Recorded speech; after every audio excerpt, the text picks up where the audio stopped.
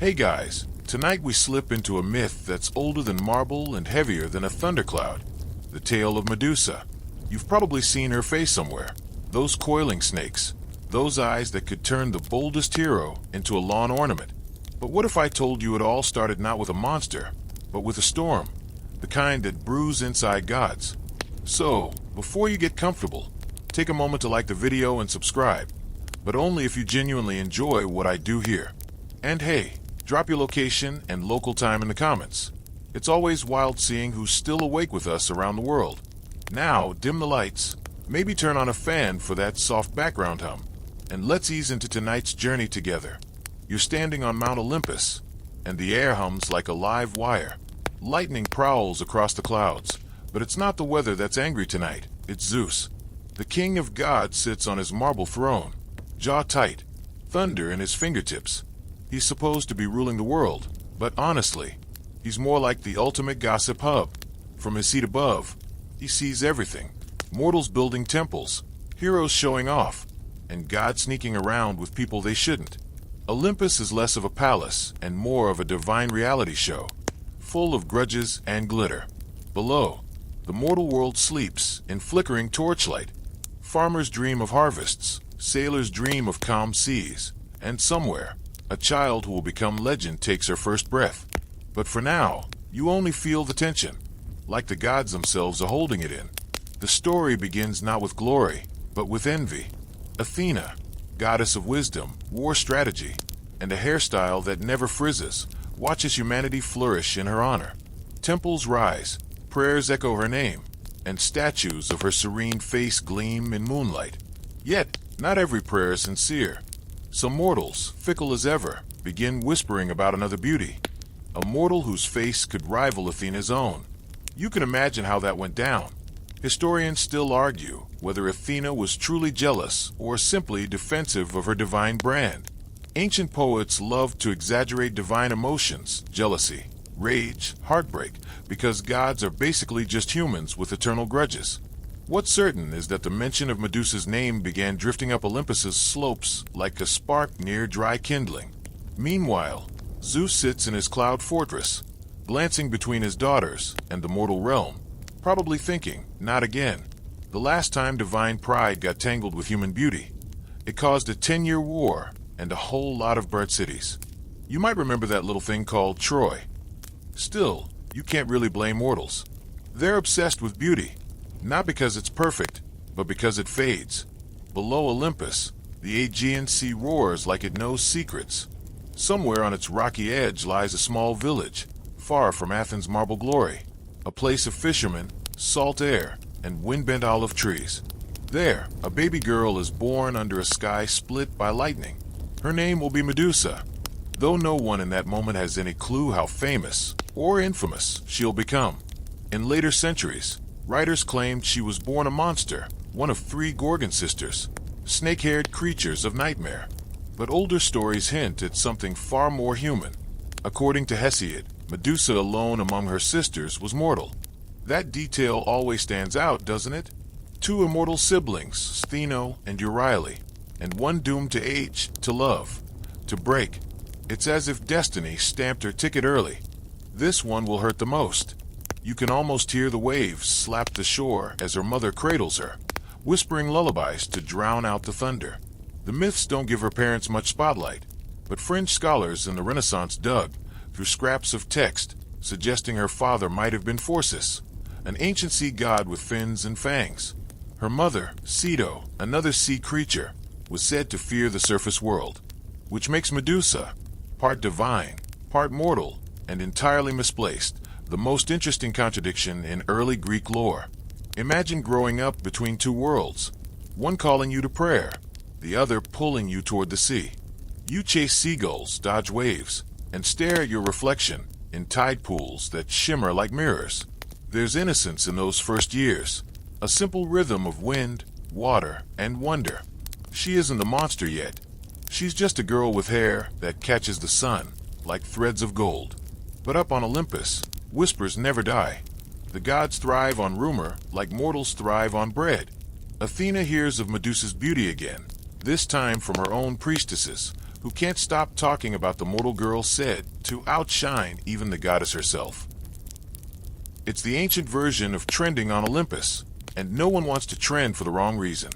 You can picture Zeus rolling his eyes, muttering, "Here we go again," while Hera, his eternally suspicious wife, probably sharpens her sarcasm. Poseidon, meanwhile, leans against his trident, grinning. Gods are terrible at minding their business, especially Poseidon, who treats mortals like seashells. Beautiful, fragile, and far too collectible. The storm above Olympus thickens, flashing across the sky. Down below, Medusa looks up, maybe thinking it's just another passing squall. She doesn't know the gods are already watching, charting her life the way a chess player studies the next move. Lightning flickers. The sea heaves. Somewhere in that roaring darkness, destiny rearranges itself. A girl's beauty has become divine gossip, and divine gossip has a habit of becoming tragedy. So the storm rumbles on, not weather, but fate itself preparing to strike. You can almost taste the electricity in the air. You might want to duck. You wake up with the scent of salt and wild thyme drifting through the air. The storm from Olympus has rolled away, leaving behind a bright Greek morning. The world feels scrubbed clean, the kind of day that makes you forget gods even exist. You follow the coastline, the stones warm under your feet, until you spot her. A young girl kneeling at the edge of the tide pools, eyes focused, hair glittering like sunlit honey. That's Medusa, though right now, she's just another curious kid trying to coax a crab out of its hiding spot. Her laughter carries on the wind, easy and human. She doesn't know she's a future headline in every mythology scroll. She doesn't even know she's beautiful yet, not really. In this moment, she's more fascinated by the way seawater bends light, how shells shimmer from different angles. There's a hint of brilliance there, the same wonder that makes mortals build temples and chase stars. Her parents, Ceto and Phorcys, those old, mysterious sea deities, keep mostly to themselves. The neighbors whisper that strange things happen near their home. Waves that glow at night, strange lights deep beneath the bay, sea foam that forms perfect circles around their doorstep. You've got to love small-town gossip. It's eternal. Even in mythic Greece, people needed something to talk about over wine. According to one of the few surviving fragments from early poets, Medusa wasn't born with snakes or scales. She was fully human, a shockingly mortal daughter of ancient sea creatures who longed for the surface world. Historians still argue whether that made her more divine or more cursed. Either way, she grows up straddling two worlds, the sea's eternal pull and the land's fragile promise. Her mother tells her stories of old monsters, not as warnings, but as bedtime tales. Even monsters, she says, were once loved by someone. That line will echo in your head later, when the myths turn cruel. But for now, it's just a sleepy comfort whispered under a roof of driftwood and stars. As Medusa grows, her beauty becomes something that even the gods notice. You might think that's a blessing, but in Greece, that's basically a cosmic red flag. Every poet, every painter, every bard with a lyre will later describe her as radiant beyond mortal measure. Her eyes, clear as seawater, her skin, kissed by sunlight, her hair, soft as spun gold. And of course, the poets add that when she smiled, even statues seemed to breathe, which is ironic, considering what comes later. But behind that beauty, there's a sharp mind. She studies temple rites, listens to philosophers passing through her coastal town, and asks too many questions, the kind that make old priests shift uncomfortably. If the gods are perfect, she once asks, why do they envy us? You can almost hear the silence that follows. It's not arrogance, it's curiosity. But curiosity, in a world ruled by jealous immortals, can get you turned into anything from a tree to a constellation. By the time she's 16, she's known from one harbor to the next. Fishermen leave little offerings at her family's door, hoping her presence will bless their voyages. Travelers come just to glimpse her face, as if beauty could rub off by proximity. A few even claim they dream of her, standing by the shore, light bending around her like a halo. You can practically feel the myth starting to form, molecule by molecule. One quirky account, from a half-lost scroll attributed to an eccentric historian named Polemon of Lesbos, claims Medusa once rescued a dolphin tangled in a fishing net, cutting it free and whispering to it until it swam away. The sea loved her back, Philemon wrote. Whether or not that's true, it's a charming image, the future monster as a friend to sea creatures. The local temple of Athena soon takes notice. The priestesses there aren't blind to the crowds gathering near Medusa's home, or to the whispers that her beauty might rival their goddess. They send for her, politely of course, to come serve in the temple. To be close to Athena was considered the highest honor a mortal woman could achieve. Medusa, humble and starry-eyed, agrees. So you follow her as she leaves her coastal village, the only home she's ever known, and climbs the winding road toward the city. The path cuts through olive groves and sunburned hills, filled with the scent of earth and dust. Farmers wave. Children run after her, calling her name. She feels a tug of pride, a shimmer of fear. Every step carries her deeper into legend. At night, she camps under the stars, listening to the rustle of the Aegean wind through the grass. The constellations glow overhead: Orion, Perseus, Andromeda, their stories already written in the sky. Though she doesn't know yet how tightly hers will knot into theirs. Historians still argue whether Medusa's move to Athena's temple was voluntary devotion or subtle manipulation. A mortal beauty lured where divine eyes could judge her more closely. Either way, it's a turning point. The sea that once rocked her cradle fades behind her, replaced by the marble glare of gods. When she finally arrives at the temple, the city unfolds around her like a dream. White columns, gold-tipped statues, smoke rising from altars. The chants echo through the courtyard, calm and rhythmic, a heartbeat of faith. She steps inside barefoot, the marble cool under her feet, her reflection trembling across the polished floor. And for a moment, just a moment, Athena's statue seems to look down at her. Not coldly, not kindly, just knowingly, as though the goddess already sees where this will end. You can almost feel the weight of that gaze, heavy and silent, like the calm before another storm. You stand in the echoing marble hall, the air thick with incense and devotion. The temple of Athena is breathtaking. High ceilings painted with gold stars, rows of candles trembling against the breeze, and that massive statue of the goddess herself, armored, wise, and utterly unbothered. You can hear the soft scrape of sandals, the whispered prayers, the rustle of linen robes. Somewhere among them, you spot Medusa. She's older now, not quite a woman, not quite a girl, caught in that shimmering in-between where potential hums louder than destiny. Her hair, still mortal, still golden, spills like a small sun down her back as she polishes the temple floors. She does her chores without complaint. You watch her, and there's something luminous about her even in humility. Athena's temple isn't just a place of worship, it's a center of knowledge. Scholars come from distant islands to debate geometry, astronomy, and poetry under the goddess's protection. Medusa soaks it all in. You can almost see her mind spinning as she listens to the old men argue about whether the earth floats on water or rests on air. Spoiler, they're both wrong. Every day, she lights lamps, arranges flowers, and tends to Athena's statue. All acts of devotion. But here's the thing about devotion. It can start to look suspiciously like pride when the gods are watching too closely. People begin to whisper that Medusa shines too brightly in the goddess's presence, that maybe Athena's wisdom isn't the only divine thing in the room. Historians still argue whether these rumors were spread by jealous priestesses or simply inflated by time. Myths are like gossip. They grow teeth the longer they're told. But one night, as the temple quiets and the city outside hums with distant songs, you catch a glimpse of Medusa kneeling before the statue, eyes lifted toward that calm, carved face. "Teach me to be strong," she whispers. "Teach me to see truth." It's a humble prayer, but maybe, somewhere deep within the marble, Athena hears arrogance in it. Or maybe she hears the echo of herself, young, ambitious, unwilling to kneel to anyone. Gods don't always like mirrors, especially when they're mortal. In the city below, artists begin painting her likeness. The poet Lysandros writes a line about the girl whose beauty made gods listen.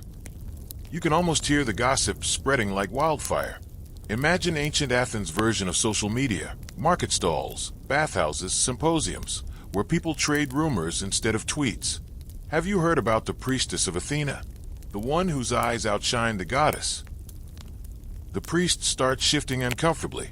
The temple isn't built for celebrity, it's built for worship. And yet every time Medusa enters the courtyard, heads turn, pilgrims bow lower. Even soldiers passing by pause to stare. But Medusa doesn't notice. Or maybe she does and chooses not to. She's just trying to serve, cleaning altars, chanting hymns, fetching water from the sacred spring. You follow her through those quiet days, hearing her hum to herself as she scrubs the marble steps, the same melody her mother used to sing by the sea. There's one moment, a quiet, almost cinematic instant, when a ray of sunlight cuts through the temple doors and lands right on her face. Dust swirls like glitter in the air, and the other priestesses stop to stare. It's just light, of course, but in ancient Greece, that's all it takes for a mortal to become legend. One quirky story, mentioned in a half-faded Roman commentary centuries later, claims that pigeons refused to land on the temple roof when Medusa was inside, as if the air itself adored her. You can take that with a grain of mythological salt, or two. Still, it fits the pattern. Even nature seemed to pause around her. And that's when Poseidon takes notice. The god of the sea, stormy, restless, and chronically dramatic, has a reputation for falling in love with impossible women. Nymphs, queens, priestesses, even the occasional tree. He's basically the original serial flirt. From the depths of the ocean, he watches Medusa the way a wave watches the shore. Patient at first, then inevitable. You can feel the shift in the air the moment his interest stirs. Seagulls begin circling the temple. The sea sends up strange, restless tides. One night, a great wave crashes against the harbor with no wind to drive it. Sailors whisper that Poseidon is searching for someone.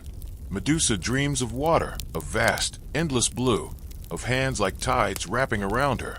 She wakes uneasy but shakes it off, thinking it's just homesickness for the sea she left behind. You, standing just out of reach, know better. The gods are moving again. Historians still argue whether Poseidon's desire for Medusa was love, lust, or vengeance, perhaps a mix of all three. Some claim he wanted to spite Athena, whose temple he'd once lost in a contest for the city's patronage. Others think he was drawn to Medusa precisely because she was sacred to his rival. Whatever the reason, his gaze finds her, and fate tightens its net. Medusa goes about her duties, unaware of divine eyes tracking her every step. She tends to Athena's statue, straightening its shield, brushing dust from its carved spear. There's irony here. A mortal cleaning the image of a goddess who will soon curse her name. But that's how myths work. Tragedy sneaks in quietly, disguised as routine. You can almost smell the coming storm again. That same electric tension from Olympus, now rolling down toward the mortal world. The sea darkens. The temple torches sputter. And though no thunder breaks the sky, you feel it. That low, humming warning in your bones. Poseidon is stirring, and the calm, obedient temple will soon become a battlefield of pride and punishment. You follow Medusa through another morning at the temple. Sunlight spilling over marble, doves cooing in the eaves, everything orderly and serene. The city outside buzzes with merchants and gossip, but in here, time feels suspended. You can almost taste the stillness. It's the calm that exists right before stories fracture into tragedy. Medusa hums softly as she arranges fresh laurel on the altar, the scent sharp and sweet. Her hands move with practiced devotion. She's thinking about nothing divine, just whether she'll have enough oil to polish Athena's shield before dusk. That's when a strange sound ripples through the air. Not thunder, exactly. More like a heartbeat beneath the floor. Slow, tidal, deliberate. At first, she ignores it. Maybe it's an earthquake. Greece has plenty of those. But then the flames on the lamps tilt toward the doorway, drawn by an invisible pull. You feel it too. The pressure of something vast and liquid pressing close. Poseidon has arrived. He doesn't storm in like some monster from the sea. No, the god of the ocean prefers spectacle. The temple air thickens with the scent of salt and brine, and a faint shimmer creeps along the marble floor like sunlight dancing on waves. Then, from that reflection, he steps forward, tall, bearded, with eyes the color of storms and hands that look carved from coral and wrath. Medusa freezes. This is Athena's temple. The presence of another god here isn't just strange, it's sacrilege. She bows instinctively, trying to look anywhere but directly at him. You can feel her fear, the kind that comes when something too powerful suddenly decides you're interesting. Rise, Poseidon says, voice like a breaking wave. You serve the goddess well. It's not praise. It's prelude. Gods rarely give compliments without consequence. He circles her, his footsteps echoing softly. You remind me of the sea, he says. Beautiful, untamed, and wasted on stillness. She stammers a polite answer, something about duty, faith, and service. She's terrified, but she's also trying to be respectful. You want to tell her to run, to leave the temple, but you can't. You're part of this myth now, an unseen witness to the inevitable. Historians still argue whether what followed was seduction, coercion, or pure divine arrogance. The poets never agree. Ovid, centuries later, will describe it as an act of violation, the god's conquest of the mortal within Athena's sacred walls. Others will romanticize it, calling it a union of sea and temple, which sounds poetic until you realize how cruelly it changed her life. All we know for certain is that it happened here, in Athena's house, under her watchful eyes. The torches flared blue. The marble trembled. Somewhere outside, waves struck the cliffs in perfect rhythm. When silence returned, Medusa knelt alone before the statue, trembling. You can almost hear her heartbeat. Too fast, too loud, echoing against the stone. Now remember, Athena and Poseidon have history. Long before Medusa was even born, they fought for dominion over Athens. Poseidon struck the ground with his trident, summoning a salt spring. Athena offered the olive tree, peace, wisdom, sustenance. The people chose her. Poseidon never forgot the humiliation. So imagine his satisfaction defiling her sacred temple, right beneath her marble gaze. When Athena returns, the air itself curdles. Statues crack. The sacred owls flee. You'd think a goddess of wisdom might show mercy, or at least aim her rage where it belongs. But no, in Greek myths, divine logic doesn't work like ours. The gods rarely punish each other. Mortals make easier targets. Medusa doesn't speak. She kneels, head bowed, tears streaking her cheeks. I did not call him, she whispers. I begged him to leave. But Athena's eyes, that polished gray stone, show no pity.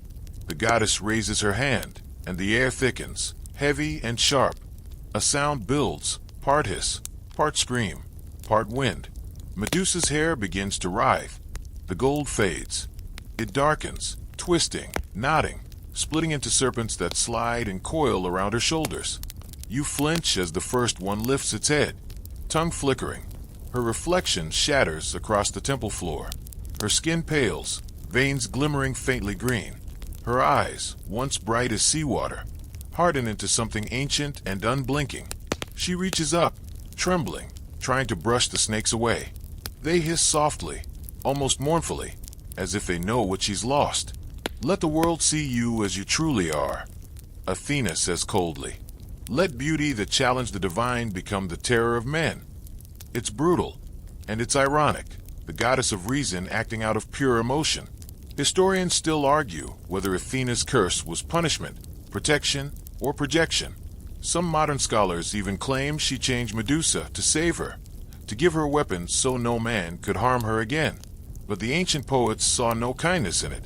The temple empties. The priestesses scatter. Medusa staggers to her feet, dizzy, half-sobbing, half-hissing. The air around her ripples with a strange hum, part warning, part curse. The first man who meets her eyes turns to stone mid-step, his face forever frozen in shock.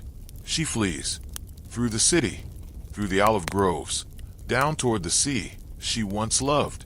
The villagers scream and scatter, unable to comprehend what they see. Even the sea draws back, its waves shrinking from her reflection.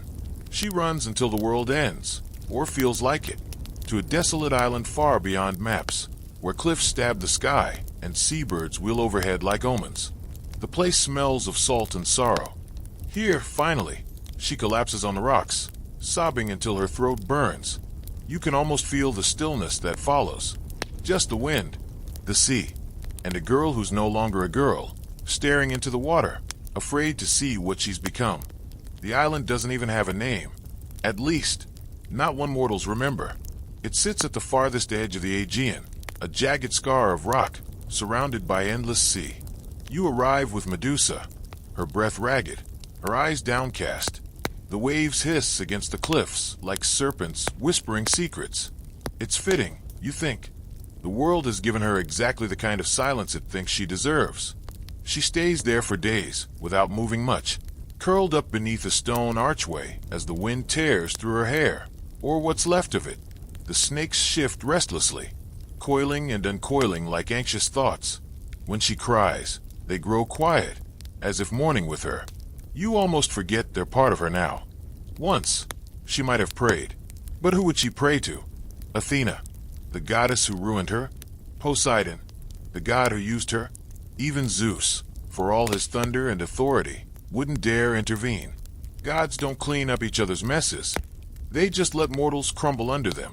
At night, Medusa dreams of mirrors, shattering, reforming, melting into water. She wakes to the sound of her own voice echoing against the cliffs. It's strange. When she speaks, her tone still carries warmth. The monster hasn't taken that from her yet. The island becomes her exile and her teacher. With no one to trust, she learns to live by instinct. She hunts by sound, not sight, because even her reflection can betray her now. Her hands become sure, steady.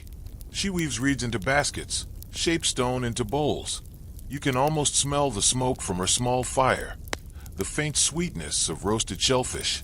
Historians still argue whether this part of her life was years or centuries. To mortals, she vanishes. To gods, she's just another cautionary tale. But the island keeps her company. Its rocks are carved by wind, its caves filled with the low hum of the ocean's heart. And though she doesn't know it, her story is already drifting across the sea in whispers. A cursed maiden, a monster born of envy, a goddess's mistake. One odd little account from a Hellenistic traveler claims that sailors who passed near her island sometimes heard flute music at night, a melody sad enough to calm the sea. The note reads, as if the island itself sang to us. Maybe it was just the wind, maybe not. There are no mirrors here, no eyes to meet hers, and for a while, she begins to find something like peace. She tends to a small garden of wild herbs that grow between the stones. She names the snakes, absurdly, Thalassa, Nerine, Ione, giving them voices when the nights feel too long. You almost smile at the thought. The infamous Medusa, whispering bedtime stories to her own hair. Still, there are moments when the silence gets too heavy. When she remembers the girl she used to be. The temple, the laughter, the sunlight on marble. Sometimes she walks to the cliff's edge and stares at the waves without daring to look down. The sea used to love her. Now it looks away. In one of the myths, a rare version buried in an old Corinthian tablet, there's a strange claim that the island wasn't chosen by chance. It was once sacred to an older sea goddess, long forgotten, who took pity on Medusa. She will not be hunted here, the inscription reads. The air itself will shield her. You like to think that's true, that someone, somewhere, showed mercy. Still, isolation shapes her. The longer she stays, the less human she becomes. Not just in body, but in rhythm. She moves with the tides, wakes with the dawn, sleeps under constellations that drift like old stories overhead. The snakes respond to every shift in mood, their tongues flicking in unison with her heartbeat. It's eerie and oddly graceful, like a living symphony of survival. One morning, she discovers her reflection in a pool of rainwater. For the first time in months, she dares to look. The image staring back is alien, skin faintly scaled, eyes burning like copper under flame. But what strikes her most isn't horror. It's sadness. She studies the reflection, whispering, "You're still me." It's a moment of quiet defiance, the first spark of acceptance. Maybe that's the real curse. Not turning people to stone, but learning to live knowing no one will ever meet your gaze again. As the years slip by, sailors begin to avoid her island. Word spreads that ships vanish near its shores, that statues appear where men once stood. Some say it's the gods warning mortals to respect sacred places. Others say it's the sea, jealous of her exile. Historians still argue whether these tales came from actual encounters or just fishermen with good imaginations and too much wine. Either way, the legend grows. They start calling her Gorgo, the terrible one, even though she's done nothing terrible except survive.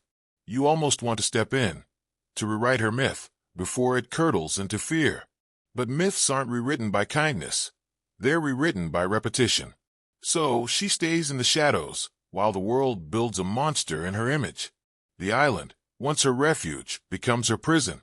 The gods look away. The mortals forget. And the sea hums on, patient, ancient, waiting for the next chapter of her cursed story to reach its shores. Tonight, she sits beside her fire, the snakes resting quietly around her shoulders.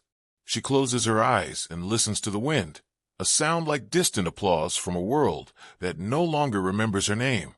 And somewhere far away, a young hero sharpens his sword. Though neither knows it yet, their paths are already aligned. Dawn breaks again over the lonely island, painting the cliffs in soft gold. You hear the sea before you see it, endless, rhythmic, and different. Medusa sits at the edge of the rocks, feeding scraps of fish to a seagull that's learned she's harmless if you don't look directly at her. It's a strange kind of peace, quiet, hard-earned, the kind that comes when there's nothing left to lose. But fate, of course, doesn't do quiet for long. Over the years, her reflection has become a rare, dangerous thing. She avoids it carefully. Still, sometimes, she catches glimpses, her outline in a puddle, a flash of green scales in a stream. The first reaction was terror, then grief. But lately, it's curiosity. She studies herself, with the same calm she once brought to Athena's statue. The snakes tilt their heads with her, as if wondering who they've become too. You can almost feel her thoughts. Am I cursed? Or am I changed? Historians still argue over this turning point. Some say Medusa grew bitter and monstrous, hunting those who dared near her island. Others insist she remained gentle, harming only those foolish or cruel enough to invade her peace. The truth, probably, sits somewhere between legend and loneliness. She learns to live with her reflection's danger. When birds fly too close, she warns them away. When the sea sends fishermen drifting toward her shore, she hides in the caves. But accidents happen. One evening, a pair of sailors stagger ashore during a storm, seeking shelter. She calls out to them, begging them to stay back, voice trembling, desperate to protect them from herself. They don't listen. The first one meets her eyes. He freezes instantly, the salt air turning to stone around him. His companion screams and runs. Medusa drops to her knees, sobbing. She never wanted this power. It isn't power, it's isolation, multiplied by terror. For days afterward, she can't bear to look at the statue he's become. Eventually, the rain erodes it, returning him to dust. She whispers an apology every time the wind shifts. One strange legend from a Byzantine scribe, long after Greece's golden age, claims Medusa carved her island's cliffs into faces. To remember those who never listened, the text says. If that's true, the island must have looked like a cemetery of stone dreams. You imagine her chiseling the details softly, trying to give her victims back the humanity her curse took away. There's something deeply tragic in that image, this monster, honoring the dead with an artist's tenderness. She becomes a ghost story told by sailors, who swear they saw the sea turn to glass near her shore. Don't look too long, they warn, or your reflection will freeze. It's half superstition, half warning, but it keeps most people away. The gods, though, haven't forgotten her. They never forget their own chaos. Athena sometimes glances down from Olympus, expression unreadable. Poseidon, predictably, moves on, his attention already drawn to other mortals, other messes. Zeus, ever the spectator, occasionally wonders aloud if the curse has taught her humility. Because, nothing says divine wisdom like turning someone into a horror and calling it a lesson. Still, Medusa endures. The snakes have grown calm with time. Their hissing becomes rhythmic, like a lullaby. Sometimes they even sleep, their scales rising and falling with her breath. She finds a strange comfort in them. They are, after all, the only creatures who will ever truly look at her. There's an eerie beauty in her isolation. When storms roll in, lightning dances across her island like silver veins.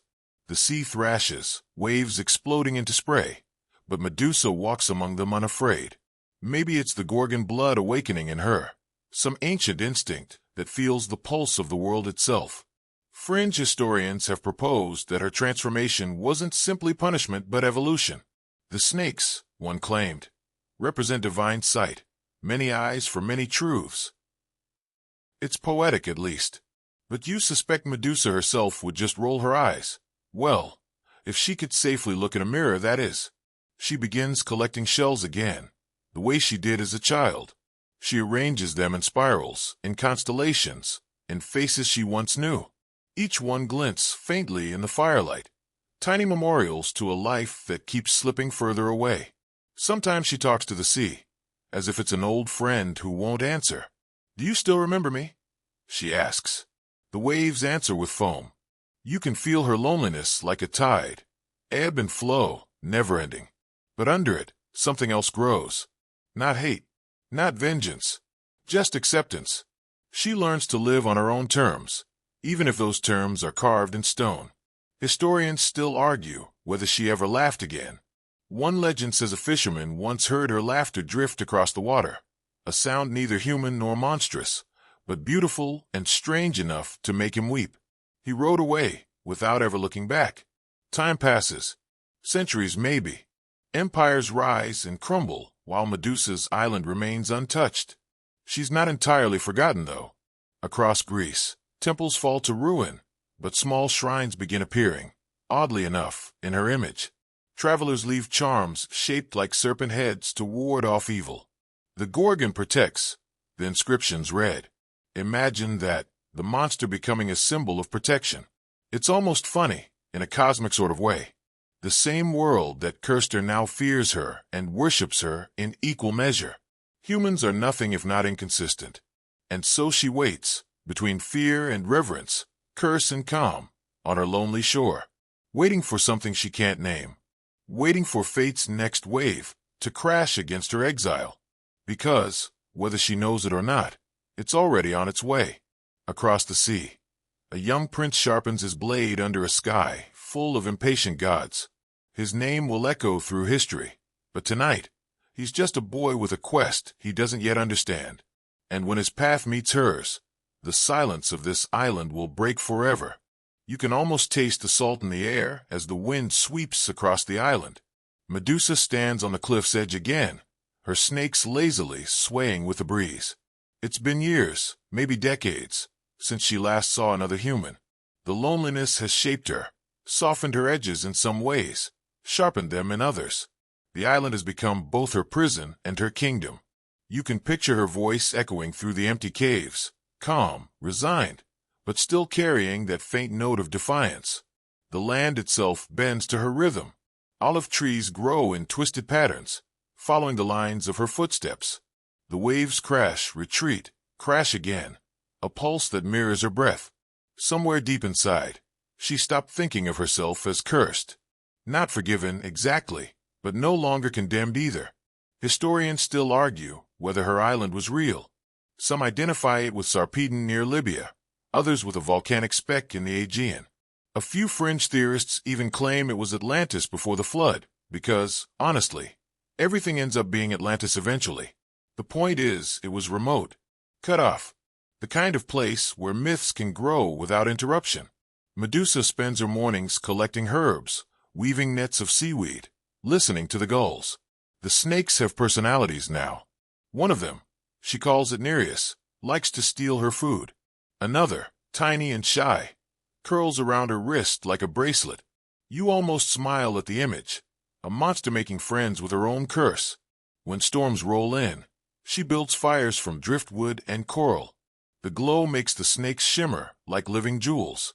If you saw her then, you might not run. You might stare and wonder instead.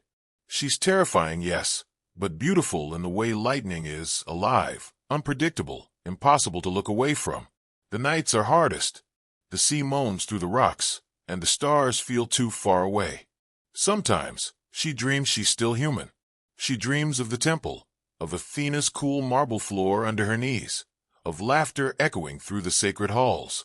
When she wakes, she touches her face, half expecting to find her old reflection waiting. It never is. She's not the only presence on this island, though. The legends say her sisters find her eventually, Steno and Euryale, the immortal Gorgons. They come with wings and claws, their voices shrill enough to split the sky.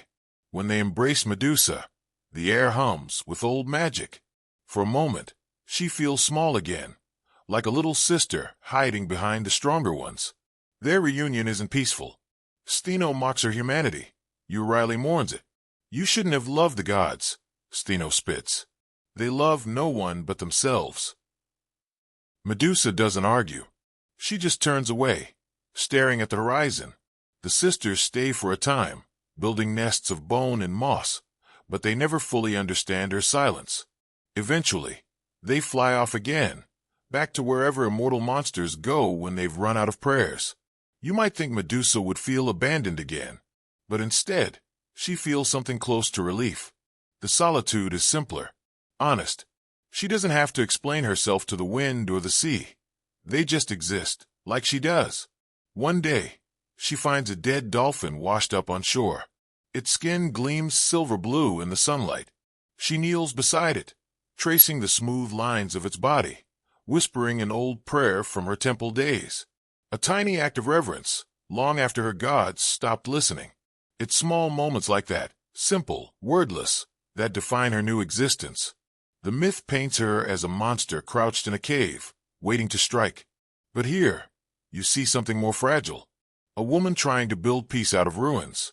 There's a strange rumor among ancient poets that Medusa could turn living creatures to stone. Yes, but that her tears could also bring statues to life. A balancing force. Creation and destruction bound in one. Historians dismiss it, of course. It's too poetic to be true, but you can't help liking the thought. Maybe that's why some statues from her island were said to weep during storms. At times, the gods seem to test her resolve. The occasional shipwreck sends debris, helmets, shields, once even a broken mirror, onto her beach. She buries them all beneath the sand, refusing to tempt fate. Still, the sight of that mirror stays with her for days. You can imagine her circling it warily, heart racing, until she finally wraps it in seaweed and tosses it into the waves. Take it back, she whispers to the sea. I don't need it anymore. And that's the truth, she doesn't. She no longer defines herself by what she looks like, or by who cursed her, or by the gods who play dice with mortal lives. She's beyond all that now. But the world isn't beyond her. Word of the stone-eyed woman has spread far beyond the Aegean. Sailors whisper her name before setting sail, hoping she won't notice their ships. Kings send mercenaries to claim her head, imagining it mounted on their walls like a trophy. None return. The island devours ambition. And yet, somewhere out there, a boy named Perseus sharpens his sword. He's young, eager, and as heroes often are, just naive enough to think destiny is something he can control. Historians still debate whether Perseus sought Medusa out of duty, greed, or divine manipulation. Most agree that Athena had a hand in it, because of course she did. The goddess of wisdom, still simmering with pride, decides that the mortal girl who once served her should finally serve her one last time, in death. It's cruel, isn't it? But that's mythology for you. Tragedy disguised as divine order. Meanwhile, Medusa dreams again. This time she sees a shadow crossing her island. Wings, armor, the faint glint of bronze. When she wakes, the snakes are restless, flicking their tongues toward the sea. Somewhere far away, the first wave of destiny is already breaking. The sun sinks lower, painting the island in long, bleeding light. Medusa gathers her herbs, hums softly to the snakes, and disappears into her cave. Tomorrow, perhaps, the wind will carry new voices. Voices that will not listen when she warns them to stay away. Night slides over the island like ink spilling across parchment. The stars arrive one by one, ancient and unblinking. You hear the sea breathe, a steady, endless rhythm, and deep in her cave, Medusa listens too. The snakes are uneasy tonight, their scales rustling softly in the dark. It's not the weather. It's something else. Change. Her island has been quiet for so long that even the smallest sound feels like prophecy. A snapping twig outside, a seabird's cry carried on the wind. It all builds tension in the air. But nothing comes. Just silence and the occasional hiss from her restless companions. She exhales slowly. It's all right, she whispers to them, though she isn't sure it is. When she first arrived here, the island was harsh, almost hostile. Now it feels alive, tuned to her heartbeat. The waves crash when she's angry. The breeze softens when she sleeps. It's as if the land itself has learned to mirror her moods, a strange harmony between monster and earth. Her cave has changed too. Once a hollow refuge, it's now a living gallery. You can almost picture it, walls lined with shells and bones arranged in intricate spirals, bits of coral forming little constellations. The faint glow from phosphorescent moss paints everything in a ghostly green light. If a mortal stumbled in, they might think they'd entered a cathedral, one built not for gods, but for endurance. Historians still argue whether Medusa's sisters, Stheno and Euryale, truly stayed with her for a time, or were only ever legends tied to her name. Some scrolls claim they visited often, bringing her stories from the wider world. Others insist they abandoned her, unable to bear her mortality. Either way, they exist now mostly in whispers and echoes, companions from another lifetime, leaving her to guard her solitude. Yet, in her dreams, they still appear. Stheno's laughter, sharp and wild. Euryale's eyes, soft and sad. They tell her of gods still feasting, heroes still dying, temples still burning. The world moves on, they say, but not for us. When Medusa wakes, she touches her face, feeling the snakes twitch like sighs. She understands what they meant. Some curses are just forms of eternal stillness. During the day, she roams the island. The cliffs rise jagged and pale, scattered with petrified forms, men who ignored her warnings. They look almost peaceful now, frozen mid-step, faces tilted toward the sea. Sometimes, she talks to them softly. You shouldn't have come, she tells one, brushing dust from his stony cheek. But at least you can rest. A curious fringe theory by a modern mythographer suggests that Medusa might have deliberately left these statues standing as deterrents, not trophies, but boundaries. Here ends the realm of men, they might as well say. Here begins silence. You like that interpretation better. It makes her feel less like a monster, more like a warden keeping chaos at bay. There's something oddly human in the way she keeps busy. She tends to wildflowers, arranges driftwood in geometric shapes, hums old hymns to Athena, though she leaves the goddess's name out now. She's learned that words, like mirrors, can cut both ways. But the world hasn't stopped watching her. Beyond the horizon, myths about the snake-headed woman twist into every shape imaginable. Some sailors swear she guards a treasure hidden under the waves. Others claim she can grant immortality to those who survive her gaze. Kings send more men. None return. Still, the rumors never die, because humanity is addicted to danger disguised as wonder. You'd think after a few centuries, people would learn. But no. Medusa feels the disturbance long before she sees it. The sea, usually her companion, grows tense. The gulls vanish. The snakes lift their heads in unison, tongues flicking toward the wind. Something is coming. That night, she dreams again. Visions of shining armor, winged sandals, a curved blade glinting in moonlight. The god's fingerprints are all over it. She knows this kind of dream. It always means the Olympians are moving their pieces again. Historians still argue whether Medusa had any prophetic power, but it makes sense. The Gorgons were old, older than most gods. Maybe fragments of that ancient site still lingered in her blood. Maybe the curse itself opened a door she couldn't close. Either way, she feels the tremor of fate approaching. She walks down to the beach at dawn barefoot, the sand cool beneath her feet. The sea is glassy and still, the kind of stillness that comes before a storm. She stands there for a long time, watching the horizon. The snakes quiet down, sensing her calm resolve. There's no fear left, only acceptance. She's lived her punishment. She's learned what the gods refuse to. That power and pain are often twins. She kneels and presses her hand to the wet sand, whispering something you can barely catch. Maybe it's a prayer, maybe a goodbye. The tide creeps closer, washing over her fingers like a benediction. For a moment, you might almost believe she's forgiven herself.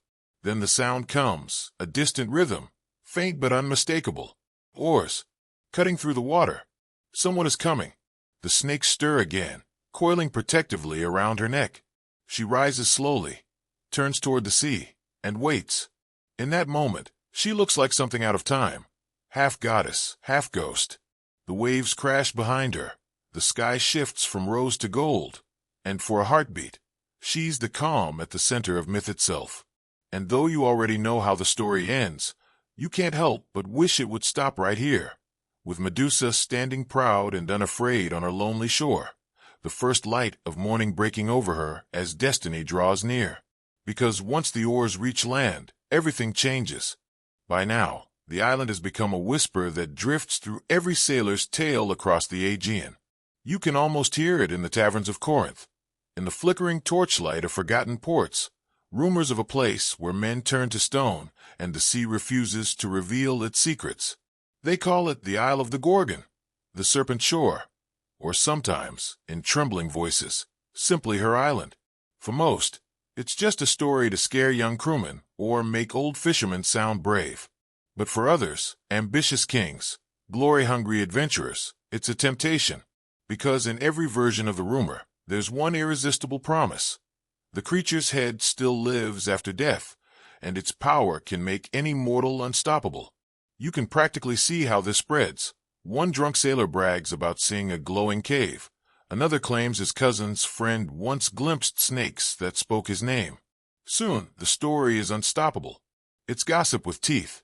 Some say Medusa's laughter echoes across the waves during full moons. Others insist her gaze can turn even the gods pale. And like all irresistible myths, her terror becomes treasure in the minds of men. Historians still argue whether the legend of the Gorgon spread because of fear or fascination. One camp claims it was sailors exaggerating danger to earn higher pay. Another argues it was propaganda, stories planted by islanders to keep raiders away. But the truth, as always, probably sits somewhere in the messy middle. Back on the island, Medusa has no idea she's becoming folklore. She lives her quiet routines, unaware that her name is turning into a symbol of warning, of mystery, of divine cruelty. She tends to her herbs, walks the beach at dusk, and hums the half-remembered songs of a temple that doesn't exist anymore. And yet, sometimes, she feels it. The air grows heavier, the snakes hiss at the empty sea, and she senses eyes, distant but watching. Far away, in the bustling city of Argos, King Polydectes sits on his throne, bored and scheming. His court buzzes with stories of Medusa's monstrous power.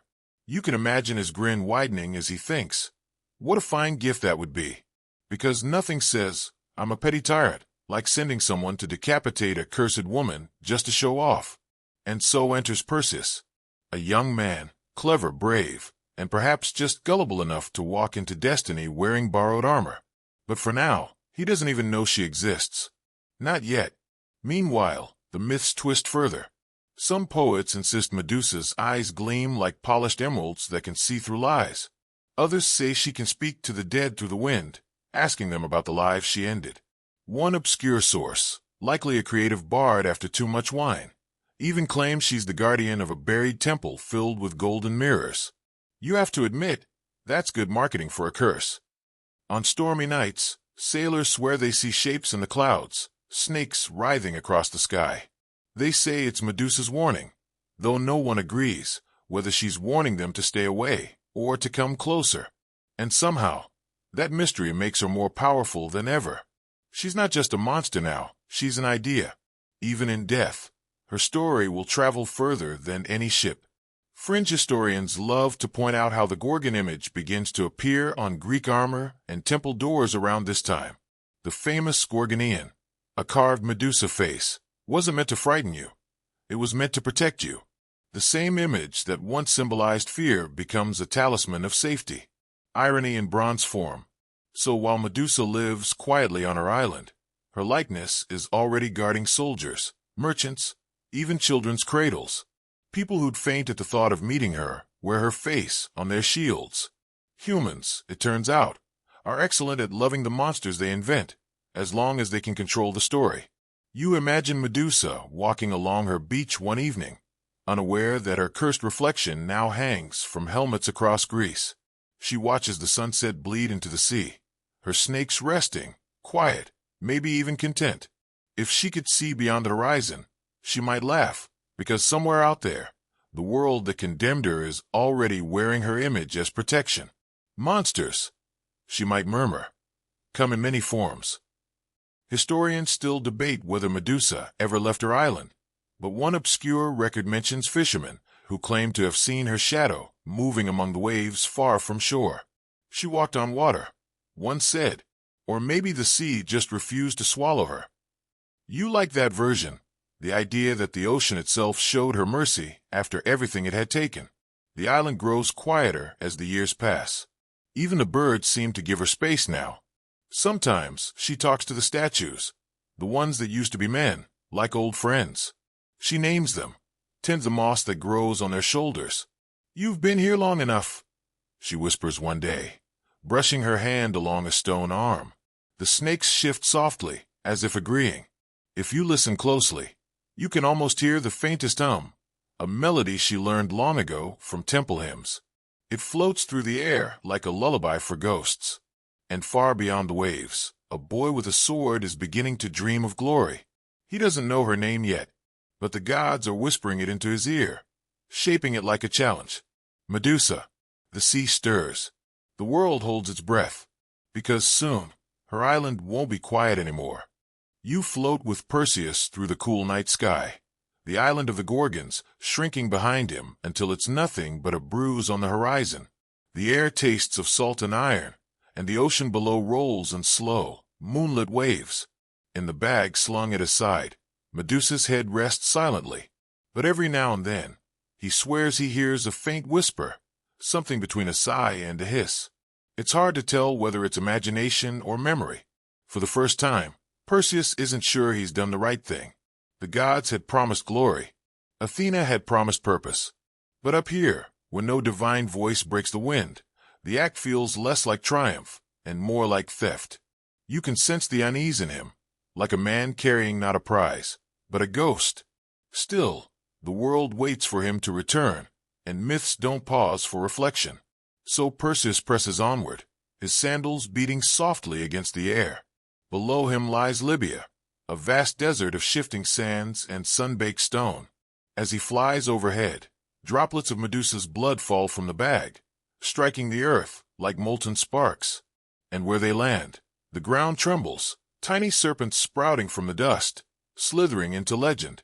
That's the mainstream explanation, at least, for why North Africa became home to so many venomous snakes. Historians still argue whether this was an ancient attempt at zoological storytelling or just another poetic curse gone viral. Either way, it's the kind of detail you can imagine the old bards loving, a goddess's rage leaving fingerprints on nature itself. Perseus doesn't notice. He's flying hard now, racing the dawn. The world below shifts from sand to green hills, then to glittering coasts. And just when fatigue starts to creep in, he spots something strange on the horizon, a cluster of dark shapes at the edge of the sea. As he draws closer, the shapes take form, stone figures, men, horses, sea beasts frozen mid-motion, as if caught between fight and flight. The scene feels eerily familiar, though this time the cause isn't Medusa. At the center of it all stands a massive creature rising from the water, Cetus, the sea monster sent by Poseidon himself. Its scales glisten like wet obsidian, eyes burning faintly gold. And before it, chained to a jagged rock, stands a woman. Her name is Andromeda. Perseus hovers in disbelief. The scene looks like a bad dream from a story he's already heard. You can almost feel his brain say, "Oh, come on, not another cursed woman." But heroes don't skip side quests, especially not when love is about to be involved. He dives. Andromeda's voice carries faintly over the waves. "If you're real," she calls out, "leave me. The monster comes for me alone." Her tone isn't fear, it's resignation. You can tell she's been waiting here too long, the salt biting at her wrists, her breath coming shallow with each distant roar. Her story, as Perseus soon learns, is another divine punishment special. Her mother, Queen Cassiopeia, had boasted that Andromeda was more beautiful than the sea nymphs. Poseidon, never one for humility contests, sent Cetus to destroy their kingdom unless she was sacrificed. Typical gods, Perseus mutters under his breath, always punishing someone else's pride. Hermes' sandals hover him just above the tide. He looks from Andromeda to the roaring sea, and an idea, wild, reckless, and classically heroic, takes shape. He reaches into the bag. You can almost feel the dread building in the air as he unwraps the cloth, revealing the faint shimmer of Medusa's serpentine hair. Even in death, her power hums like static. When the monster rises, jaws open wide, Perseus lifts the head high, not to kill, but to end. The reflection catches. Cetus freezes mid-snarl. The waves rise, then still. In an instant, the beast hardens into gray stone, its massive body half-submerged, forever locked in fury. It becomes part of the landscape, a monument to divine pettiness and mortal ingenuity. Perseus exhales. The head returns to its shroud. The air quiets, and he steps onto the rock beside Andromeda. For a moment neither speaks. The world feels fragile again, the silence heavy with relief. Then softly, "You saved me." He laughs, but it's tired. Seems to be my thing lately. Here, the myth takes its tender turn. He unchains her carefully, offering his cloak, his words, and maybe something more, understanding. She doesn't flinch at the bloodstained bag, nor at the shadows in his eyes. Maybe she sees what few ever did. Not a hero, but a man trying to carry too many gods' expectations at once. Fringe scholars like to point out that Andromeda's name literally means ruler of men. Some say her rescue wasn't the beginning of a romance, but a symbolic balance, one cursed woman's death giving way to another's liberation. Historians still argue whether their love was genuine or just poetic justice written backward. Either way, it makes for a good bedtime story. Perseus and Andromeda fly back toward her kingdom, her hair whipping in the wind, her laughter rising above the waves. Behind them, the petrified monster stands eternal, a warning to both mortals and gods. Beauty and defiance are dangerous when heaven's watching. When they reach her homeland, the people fall to their knees, cheering. The king offers Andromeda's hand in gratitude, a royal reward for divine meddling. But Perseus barely hears him. He's staring at the horizon, thinking of Athena, of Medusa, of how victory never feels as clean as the stories promise. That night, while the city celebrates, Perseus lies awake beside the sea. The sound of waves should soothe him, but it doesn't. He still feels the faint pulse from the bag beside him. The snakes, perhaps, still moving in some endless dream. He wonders what Athena will do with it now. He wonders if the gods ever sleep. And somewhere, far beyond the horizon, the stars begin to shift. A new constellation takes shape, a cluster of points forming a chained maiden, a hero, and a winged horse rising together. Whether by divine will or cosmic irony, they're immortalized there forever. Far from the quiet island and its sighing waves, the story shifts to a bustling world of mortal ambition and divine interference. You find yourself in Argos, where the halls of King Polydectes echo with laughter, wine, and vanity. It's here that the next thread of Medusa's fate begins to tighten, woven not by chance, but by gods with too much time and too little mercy. Perseus stands at the edge of this glittering chaos, young and earnest, trying not to draw attention. You can almost picture him, strong but untested, the kind of man whose bravery comes more from instinct than experience. He's the son of Danae, the golden-haired princess locked in a bronze chamber by her paranoid father, and Zeus.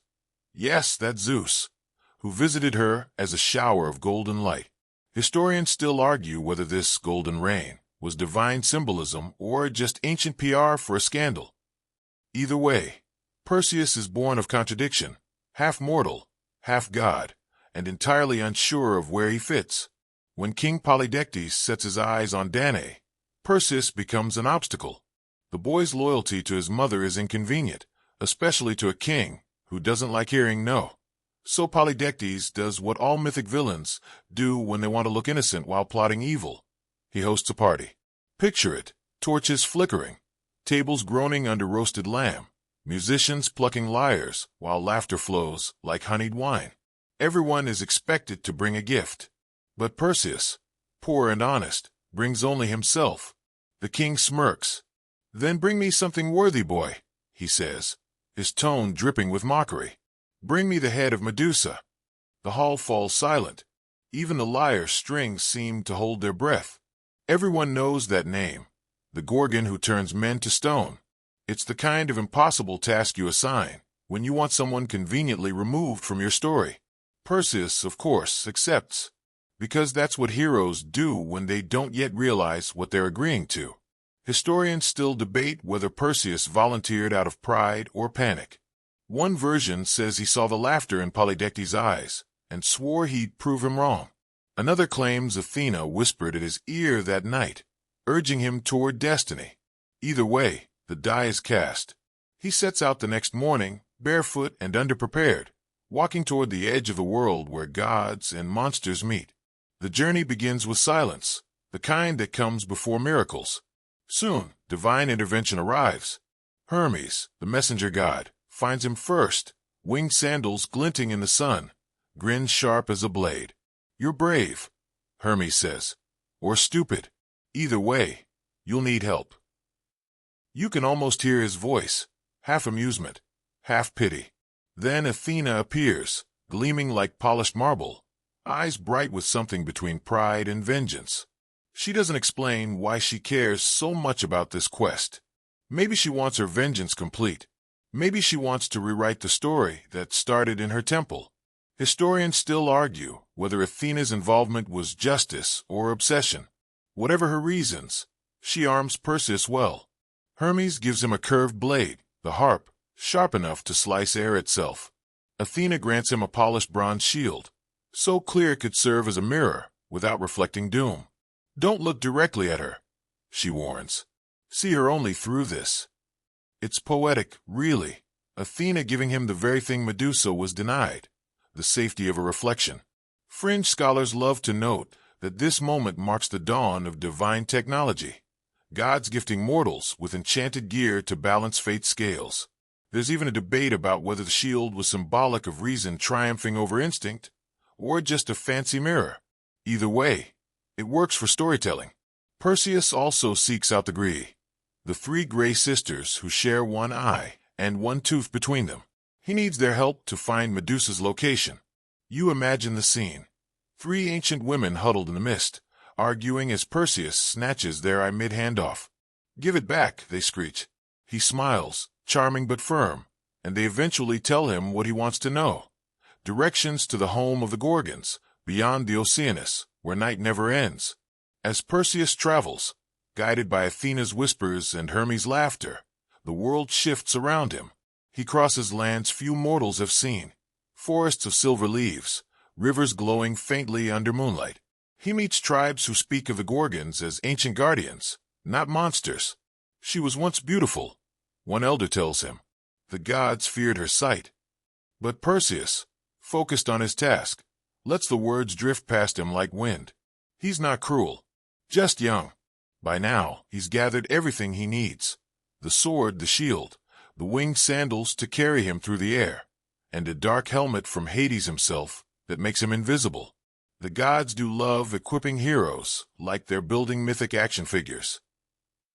Night falls as he nears the edge of the world. The air grows cold, the sky thick with stars. You can almost feel the tension building, the inevitable crossing point where human courage meets divine consequence. Perseus looks into the horizon, where the sea swallows the sun. Somewhere beyond those waters lies an island shrouded in mist. He doesn't know what waits for him there: a creature, a curse, or a woman punished beyond reason. For now, he only knows the rhythm of his heartbeat and the faint whisper of the gods behind him. "Do not fail," Athena says. "Or do," Hermes adds lightly. "It'll make a better story." The wind rises. Perseus takes a deep breath, adjusts his grip on the sword, and steps into legend. The air shifts as you glide with Perseus toward the edge of the known world. A place maps end and myth begins. Beneath him stretches a sea that doesn't shimmer but breathes, heavy and black like liquid obsidian. Each gust of wind carries whispers from the gods, reminders that this isn't just a journey of bravery. It's a collision between guilt, vengeance, and divine entertainment. You float low over the waves, guided by Hermes' winged sandals that hum faintly against the air. The ocean below reflects faint constellations, each one a reminder that mortals have been trying to name their fears since time began. Somewhere beyond that horizon lies the island of the Gorgons, a cursed sanctuary at the end of everything. Perseus doesn't know what to expect, though you can sense his nerves, his focus sharpening into something almost sacred. The sword at his side, the harp, glows faintly as if remembering the gods who forged it. The bronze shield strapped to his arm catches stray starlight, flashing like a second moon. And on his head, the helmet of Hades cloaks him in near-nothingness, his body melting into shadow and salt mist. Still, he's human beneath it all.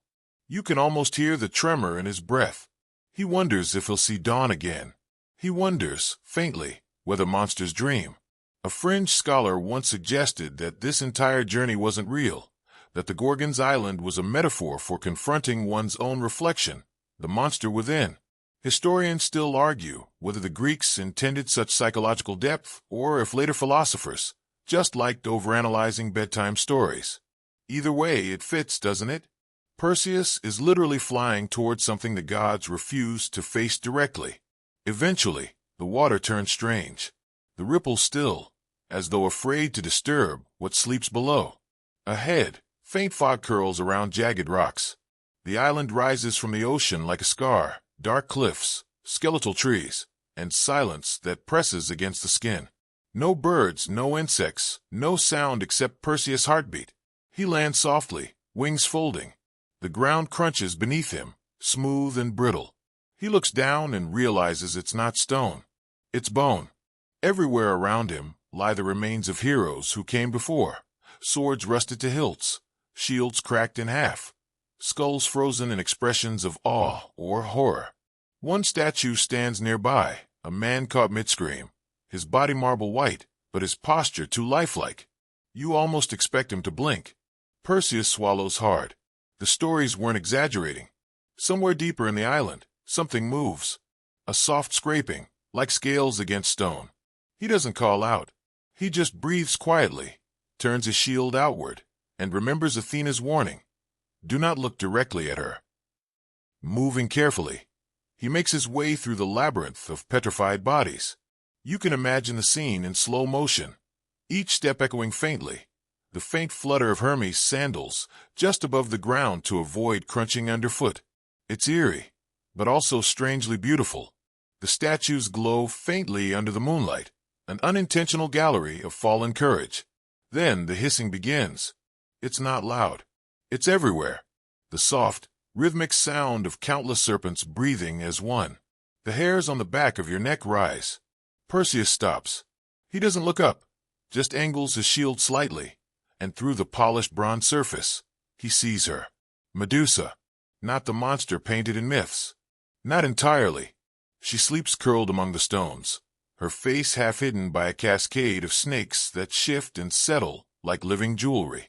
Her skin, pale and smooth, still bears traces of the woman she once was, the priestess of Athena, the beauty who caught a god's unwanted eye. Her chest rises and falls slowly. Even now, she dreams. Perseus freezes, guilt flickering through him. She doesn't look like a creature of evil. She looks tired. The serpents twitch in their sleep, some coiling protectively around her neck. He raises his sword. And here's where the story fractures. Some say Athena's voice echoed again. Do it.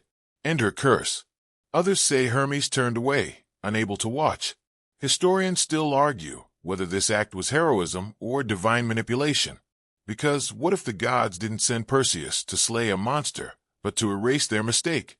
Still, the myth must continue. Perseus steadies himself, turns the shield just enough to see her reflection, and steps forward. His breath slows. The blade hovers above her sleeping form. For a heartbeat, everything stills. Even the snakes go quiet. Then, with one swift motion, the sword flashes. The air splits. The island seems to shudder. You don't hear a scream, just the sound of wind pulling through empty stone.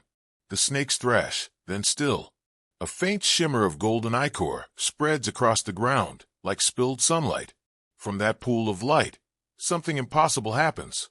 Two figures rise, Pegasus, the winged horse, and Chrysor, a warrior born fully grown, both springing from Medusa's blood.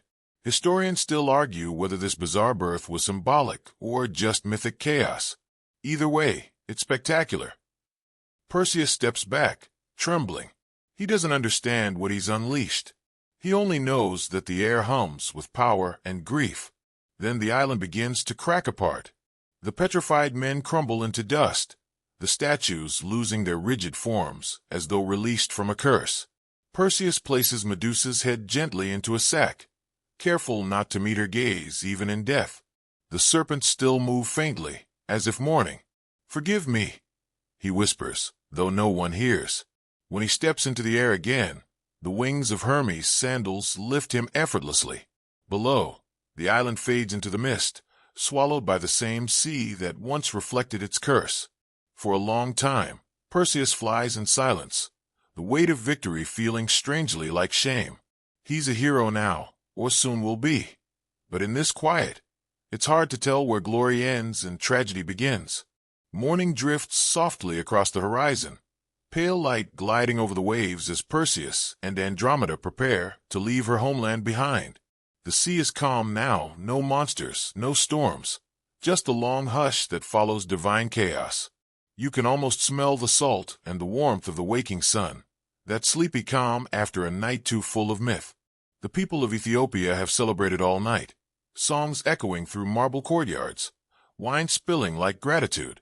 But in the quiet dawn, Perseus and Andromeda walk alone along the shore. The sand still bears footprints from the crowd, but the tide is already erasing them.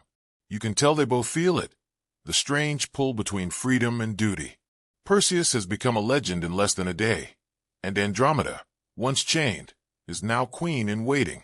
But legends rarely get to rest. Andromeda looks toward the horizon. "Where will you go?" she asks. Perseus glances at the sack hanging from his shoulder. "Home," he says, though he's not sure where that is anymore. There's a king who needs a surprise gift. They share a smile, small but real. He promises to return, and you can sense that he means it. But myths don't often honor promises made at sunrise. As he lifts into the air, the sandals humming faintly beneath his feet, Andromeda watches until he's no more than a shimmer in the morning light. She doesn't wave. Maybe she knows better than to interrupt a destiny mid-flight. Perseus heads north, over shimmering seas and rocky coasts, the wind cool against his face. The journey home feels lighter, at least for a while. The gods are quiet. The bag at his side is still. And yet, he can't shake the thought that Medusa's story isn't finished, not really. He's carrying her final power, her gaze sealed in darkness, and somewhere deep inside he knows that power isn't meant to be hidden forever. As he flies over the Aegean, the land below looks peaceful. Tiny villages tucked between hills, shepherds herding goats, olive trees shimmering silver-green. Ordinary life, untouched by gods. You can feel Perseus longing for that simplicity, a world where heroism isn't mandatory. But peace never lasts long in Greek mythology. Far below, a cry rises from the rocks. Perseus circles lower and spots something strange. An old man, struggling with nets near the shore. The tide is high, and his fishing boat is caught in the current. Without thinking, Perseus dives, grabs the rope, and steadies it. When the man looks up, his eyes go wide. "By the gods," he whispers. "Perseus, it's Dictys, the fisherman who rescued Danae and her infant son years ago when they first washed ashore in a wooden chest." Perseus laughs in disbelief. "Uncle Dictys," he says, "you're still alive." The reunion is tender and quiet, a human moment in a story crowded with divinity. Dictys leads him back to the village, where time seems to have slowed. But when Perseus asks about King Polydectes, the old man's face hardens. "He still rules," Dictys says, "cruel as ever. He's been searching for your mother. Something cold flickers in Perseus' chest. He left to prove himself, but now he realizes Polydectes never stopped hunting. By nightfall, Perseus walks into the king's hall. The same torches burn. The same laughter echoes. Polydectes sits on his throne, smug as ever, surrounded by courtiers and false smiles. "Well," the king says, raising a cup, "look who survived." You can almost see the smirk, the disbelief that this boy returned. Perseus stands calmly. "You asked for a gift," he says. "I've brought it." The hall quiets. You know what's coming, but it still hits like thunder. He reaches into the sack and lifts Medusa's head, not outward, not to boast, but just enough for the reflection to flash across the polished bronze shield hanging behind the throne. The silence breaks. Stone spreads like frost across the room. One by one, Polydectes and his men freeze mid-motion, their arrogance caught forever in marble expressions. Only Dictys and Danae remain untouched. Perseus lowers the head gently. The snakes coil once, then rest. For the first time, the kingdom is still. Historians still argue whether this moment was justice or hubris, whether Perseus became the hero who righted a wrong, or simply another mortal wielding divine wrath too easily. Fringe scholars claim this scene represents the purification of corrupted power, a mythic warning about rulers who mock the sacred. But no matter the angle, it feels like closure. Perseus steps outside. The night air smells of sea salt and new beginnings. Behind him, the palace stands quiet, the moonlight glinting off lifeless stone. He takes a slow breath, then turns toward the horizon again. "Mother," he says softly, "it's over." But the bag still hums faintly against the side. Later, Athena appears, silent, radiant, and unblinking.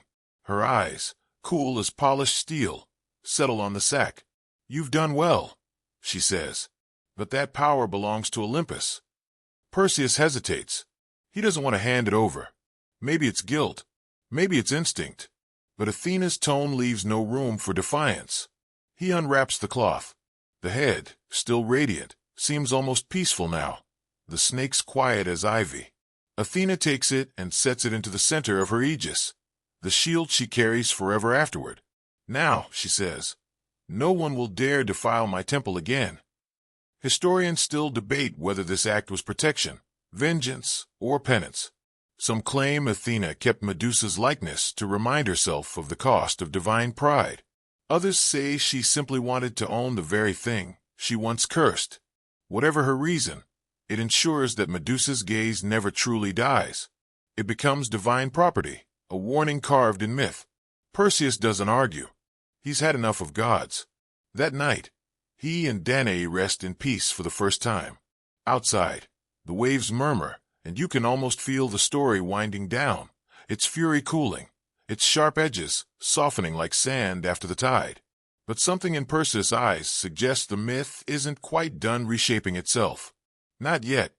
Dawn arrives quietly, gold light brushing across the cliffs of Seriphos, and you find Perseus sitting by the shore again. The night has washed clean. The air smells of salt and sun-warmed stone, and for the first time in years, he feels unburdened almost. The waves lap softly, as though whispering the last words of Medusa's curse. He's done everything the gods asked of him. He's slain a monster, saved a maiden, toppled a tyrant. Yet, instead of satisfaction, there's a hollow stillness inside him, like the silence after thunder. You can sense it, the realization that heroes are often left standing alone once the story ends. Still, the world keeps turning. Athena's image of Medusa now gleams across the heavens in her aegis, and mortals already sing ballads of Perseus' triumph. You can almost picture the traveling bards composing verses over campfires, embellishing the tale until it sparkles with perfection. None of the guilt, none of the uncertainty. Just another shining myth.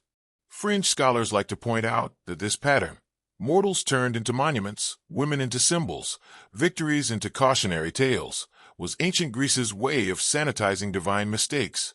Historians still argue whether stories like Medusa's were moral parables or just elaborate excuses for gods behaving badly. Either way, the pattern holds. The victim becomes the warning, and the hero becomes the mask that hides it. Perseus doesn't think about that consciously. He just feels tired. His mother, Danae, sits beside him. "You've given them peace," she says softly. "Isn't that enough?" "Maybe," he murmurs, "but it doesn't feel like peace." She smiles faintly. "That's because you're still human." The moment is tender, fleeting, one of those breaths in mythology that almost feels modern, where gods fade to the background and only two people exist, mother and son. Soon after, Perseus decides to return to Andromeda. You can feel the pull in him, not just love, but a need for something normal, something unsupervised by Olympus. He flies across seas once more, over windswept cliffs and glittering islands, until the scent of myrrh and jasmine fills the air again. Andromeda waits for him in the palace courtyard, dressed not in gold but in simple linen, her hair braided against the breeze. When she sees him, she laughs, and the sound breaks through the heaviness in his chest. "Back from the gods," she teases. "More or less," he says, though you know it's mostly less. Their reunion is quiet and real. They don't need divine witnesses or thunderbolts. Just two people, weary of fate, finding warmth where they can. Over time, they build a life together, ruling her kingdom wisely, raising children who grow up hearing bedtime stories about monsters their parents once met. Pegasus, the winged horse born from Medusa's blood, grazes on the cliffs nearby, a living reminder that even tragedy can leave behind something wondrous. One of those children, by the way, will become the ancestor of Heracles. Yes, that Heracles, the lion-skin, 12 labors guy. Greek myths love keeping the family business in-house. Historians still argue whether this genealogical link was mythic bookkeeping or a deliberate attempt to connect every hero in one divine family tree. But either way, it gives the sense that no story ever really ends. It just mutates into another legend. Years pass. Perseus grows older. His shoulders slope, his beard grays, and the world he once saved slowly forgets its gratitude. That's another quiet truth of mythology. Mortals are celebrated briefly, then replaced by the next generation's favorite epic. And yet he doesn't mind. He's seen too much to crave immortality. Sometimes, though, he dreams of the island, the stillness, the statues, the sleeping face. In those dreams, Medusa doesn't hiss or curse. She simply looks at him, calm, human again, and says, "You were just doing what they told you." He wakes from those dreams with his heart heavy and the faint sound of snakes rustling in his ears. Once, he confides in Andromeda about it. She listens, then says, "Maybe she forgave you." "Or maybe she can't," he replies. Fringe scholars like to note that in later retellings, Perseus' guilt became almost philosophical.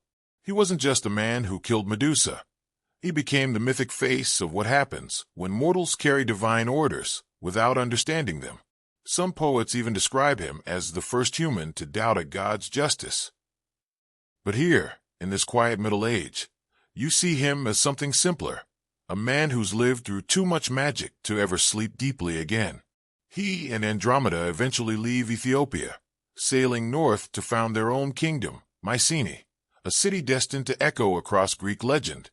Its walls rise like sunlight on stone, and Perseus names it not for himself, but for a small spring nearby. The symbolism is obvious even then. From blood and battle, something gentle can still grow. It's said that Athena blesses the new city in silence, her gaze lingering over its golden gates. Some storytellers claim she places a single feather from Medusa's snakes in its foundation, to remind future kings that beauty and terror are born from the same source. Historians still argue whether that was real or metaphorical, but you have to admit, it's good storytelling. Years later, as Perseus watches his grandchildren play beneath the olive trees, he feels the strangest sense of peace. Not divine peace, not the kind gods give and take away, but the kind that comes from surviving long enough to understand your story's cost. The wind shifts, warm and steady, carrying whispers of myths yet to come.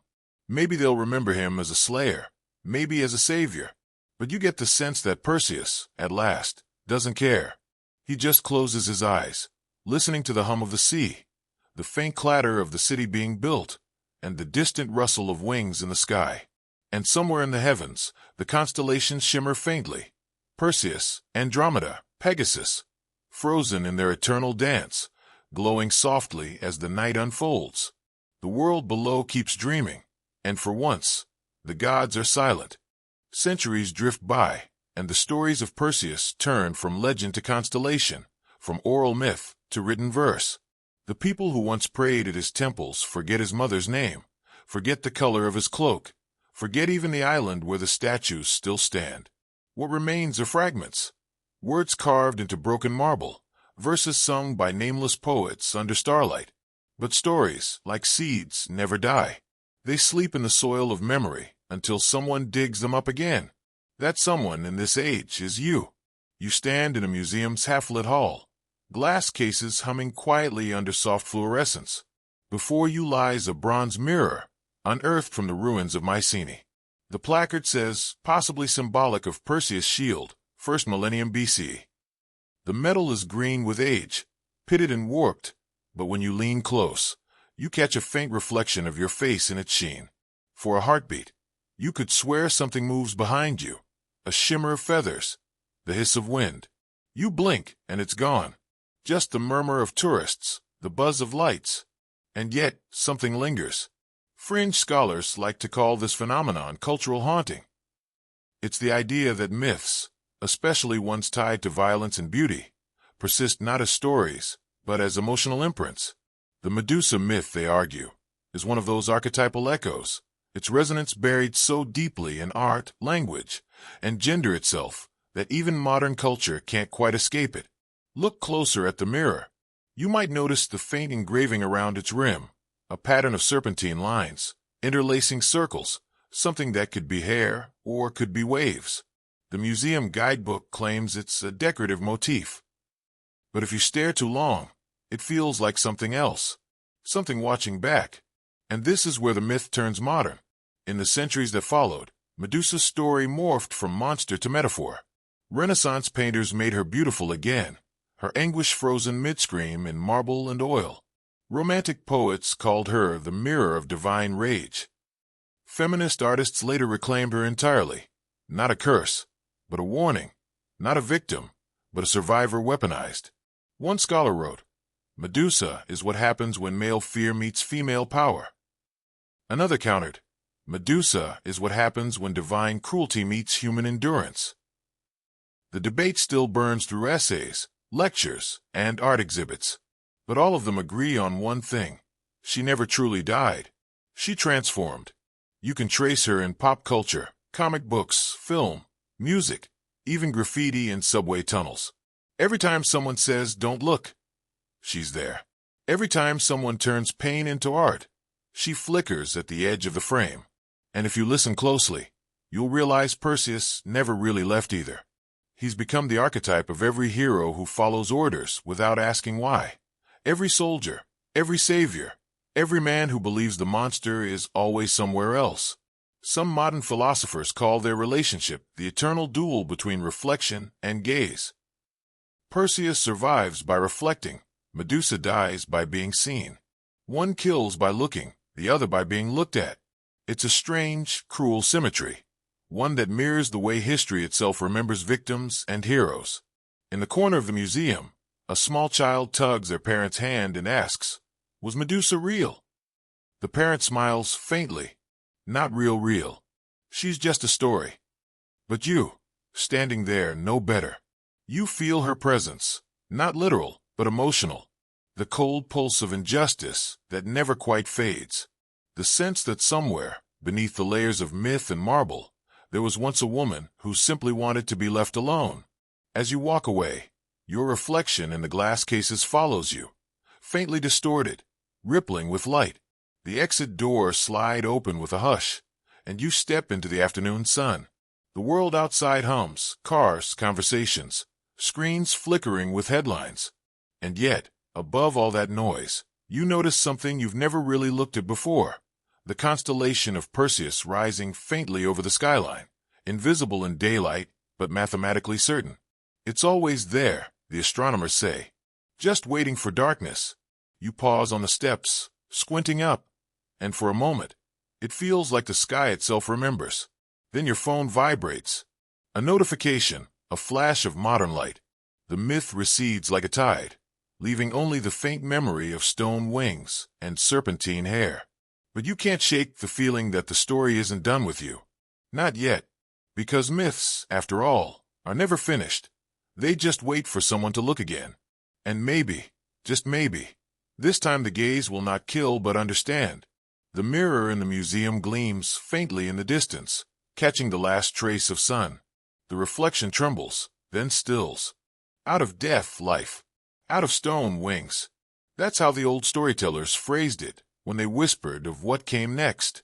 You'd think a severed head would mark the end of a story. But in Greece, endings are just excuses for new myths to crawl out from the cracks. As Perseus sails away, clutching Medusa's head in a sack woven by Athena's hand, something extraordinary stirs beneath the waves.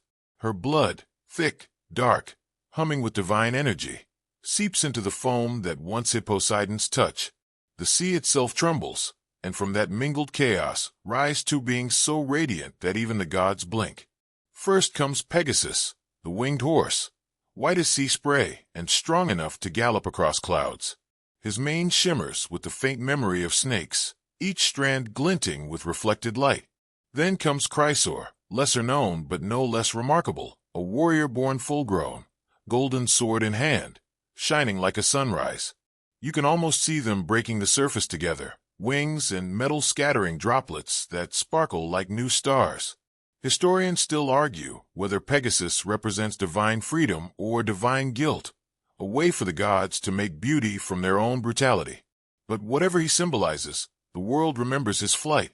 Pegasus takes to the sky with a cry that rattles the bones of Olympus.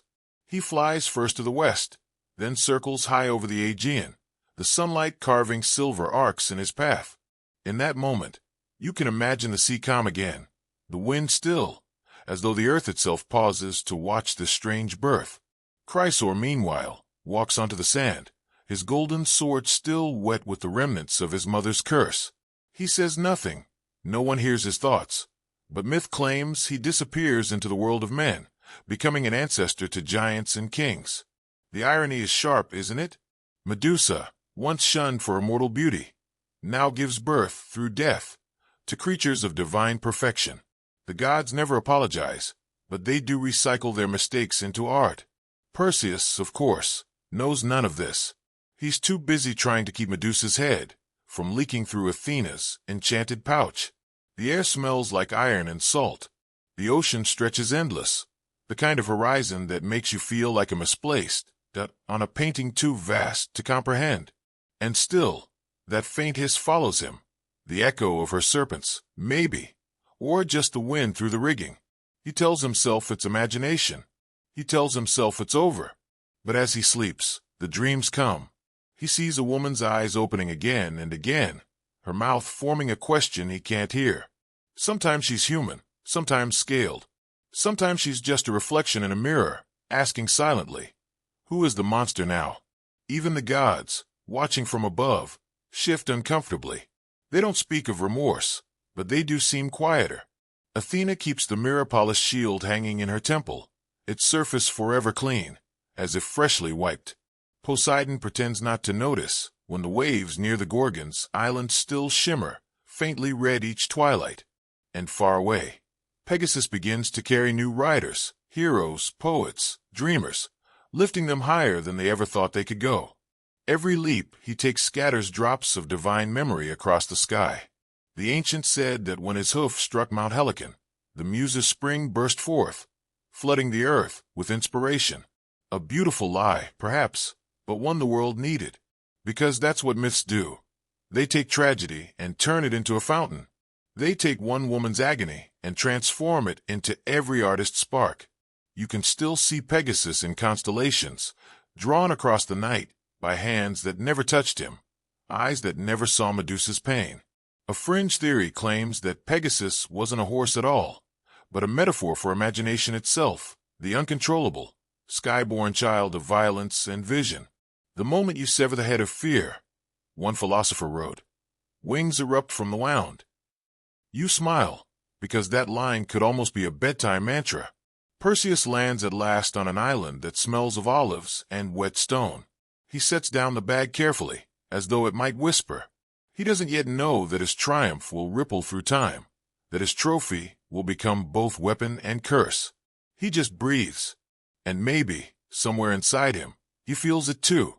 The strange guilt that comes when victory tastes a little too clean. The wind changes, and he looks up at the sky. Pegasus is already gone, only a glint of white against the fading sun.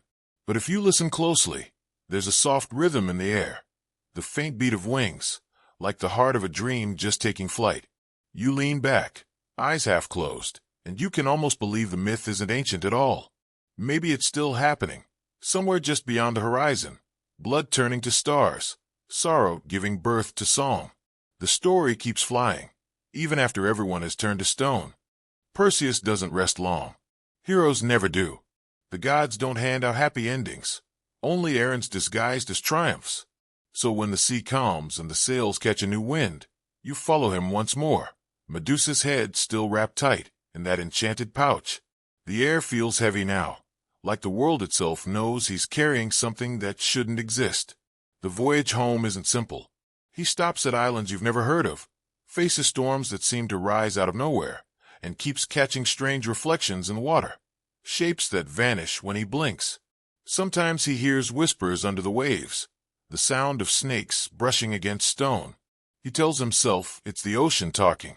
He doesn't dare open the bag to check, but word travels faster than wind. By the time Perseus reaches the edge of the Aegean, his name has already turned into a legend. Sailors gossip about a man carrying death in his satchel. Kings whisper that he can turn armies to stone.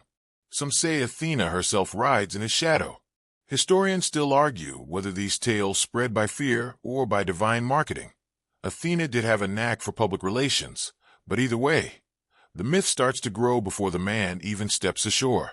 When Perseus lands, he's not the same boy who set out. His eyes are older, quieter. He looks at the horizon like someone who's seen too much truth and not enough peace. But peace isn't waiting for him. It never does for heroes. The first thing he sees is injustice. On a lonely stretch of coast, a woman is chained to a cliff. Andromeda, princess of Ethiopia, offered as a sacrifice to a sea monster.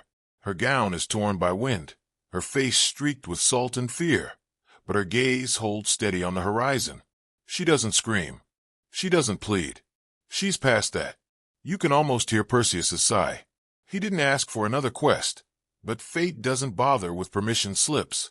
He unties the bag, just enough to let one glimmer of serpent light spill out. The sea roars, then freezes. The monster turns to stone mid-snarl, crashing into the surf like a sculpture dropped by the gods. Andromeda gasps as the chains shatter. The sound echoes up the cliffs, sharp, final, like the snapping of destiny's fingers. Perseus helps her to her feet, and for a moment, it feels like something human pierces through all that divine manipulation. You can almost see Medusa's shadow behind them, faint but present, like she's watching to make sure another woman won't suffer her same fate. They fall in love, of course. Myth loves its symmetry.